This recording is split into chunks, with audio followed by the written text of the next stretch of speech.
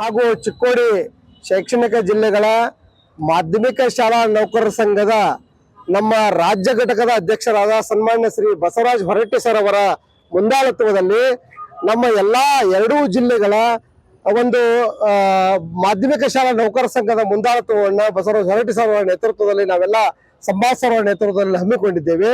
ಈಗಾಗಲೇ ಈಗ ಬಂದಿರತಕ್ಕಂತ ಒಂದು ಉದ್ದೇಶ ಎಲ್ಲರಿಗೂ ಪಿಂಚಣಿ, ಹಳೆಯ ಪಿಂಚಣಿ ಯೋಜನೆ ಜಾರಿಗೆ ಬರಬೇಕು ಎನ್ನುತ್ತಕ್ಕಂಥ ಉದ್ದೇಶ ನಮ್ಮೆಲ್ಲರದಾಗಿದೆ.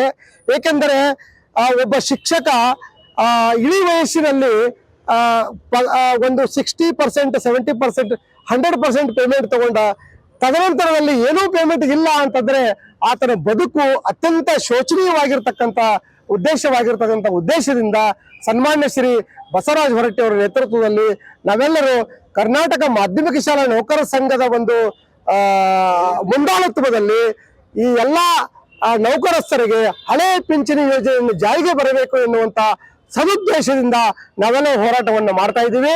ಈ ಹೋರಾಟಕ್ಕೆ ಸನ್ಮಾನ್ಯ ಶ್ರೀ ಬಸವರಾಜ ಹೊರಟ್ಟಿ ಅವರ ನೇತೃತ್ವದಲ್ಲಿ ಆ ಸರ್ಕಾರಕ್ಕೆ ಮುಟ್ಟಲಿ ಮತ್ತು ಈ ನೌಕರರ ಬಂಧುಗಳಿಗೆ ಆ ಒಂದು ಇಳಿ ವಯಸ್ಸಿನಲ್ಲಿ ಪಿಂಚಣಿ ಕೊಡ್ತಕ್ಕಂಥ ವ್ಯವಸ್ಥೆ ಮಾಡಲಿ ಎನ್ನುವಂತ ನಮ್ಮ ಕರ್ನಾಟಕ ಮಾಧ್ಯಮಿಕ ಶಾಲಾ ನೌಕರ ಸಂಘದ ಕಳಕಳಿಯ ವಿನಂತಿ ಆಗಿದೆ ಎಂದು ತಮ್ಮಲ್ಲಿ ಬೇಡಿಕೊಳ್ಳುತ್ತೇನೆ. ನಮ್ಮ ಸಂಘದ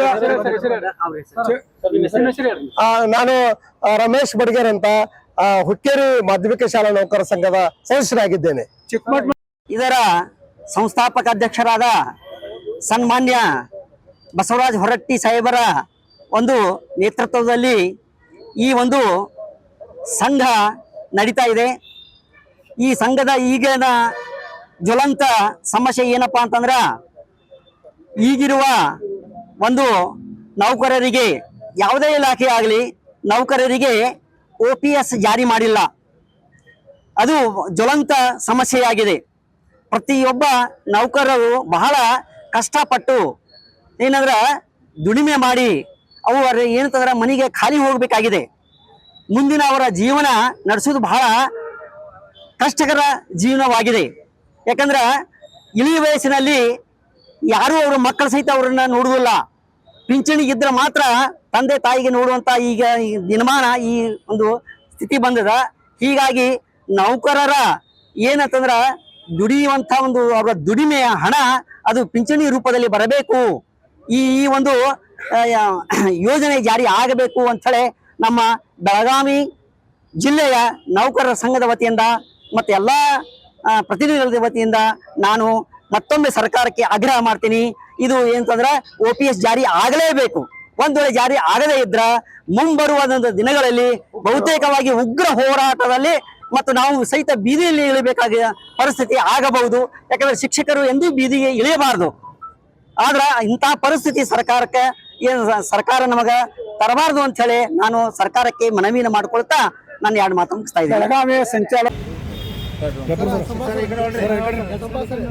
ಕರ್ನಾಟಕ ರಾಜ್ಯ ಮಾಧ್ಯಮಿಕ ಶಾಲಾ ನೌಕರರ ಸಂಘಕ್ಕೆ, ಕರ್ನಾಟಕ ರಾಜ್ಯ ಮಾಧ್ಯಮಿಕ ಶಾಲಾ ನೌಕರರ ಸಂಘಕ್ಕೆ ಎಲ್ಲಿಯವರೆಗೆ ಹೋರಾಟ, ಎಲ್ಲಿಯವರೆಗೆ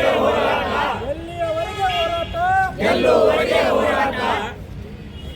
ಕರ್ನಾಟಕ ರಾಜ್ಯ ಮಾಧ್ಯಮಿಕ ಶಾಲಾ ಕರ್ನಾಟಕ ರಾಜ್ಯ ಮಾಧ್ಯಮಿಕ ಶಾಲಾ ನೌಕರರ ಕರ್ನಾಟಕ